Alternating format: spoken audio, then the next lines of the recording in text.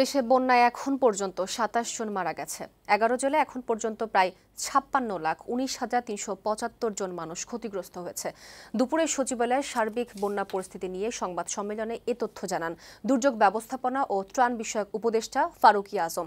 সাংবাদিকদের তিনি জানান, বন্যায় পানিবন্ধী পরিবারের সংখ্যা ১২,০৭,৪২৯টি।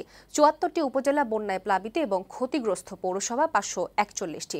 দুর্যোগ উপদেষ্টা জানান, বন্যায় মারা যাওয়া ২৭ জনের মধ্যে কুমিল্লার ১০ জন, ফেনীর ১ জন, চট্টগ্রামের ৫ জন, খাগড়াছড়ির ১ জন, নোয়াখালীর ৫ জন, ব্রাহ্মণবাড়িয়ার ১ জন, লক্ষ্মীপুরের ১ জন এবং কক্সবাজারের ৩ জন রয়েছেন।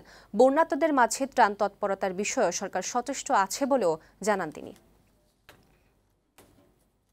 বন্যার ভয়াবহতা বিবেচনায় দেশের সর্বস্তরের মানুষের পাশাপাশি সশস্ত্র বাহিনী সহ বিভিন্ন সরকারি বেসরকারি সংস্থা ও ছাত্র জনতা বন্যার্তদের উদ্ধার, ত্রাণ তৎপরতা ও চিকিৎসা সেবা প্রদানে নিরলস কাজ করছে।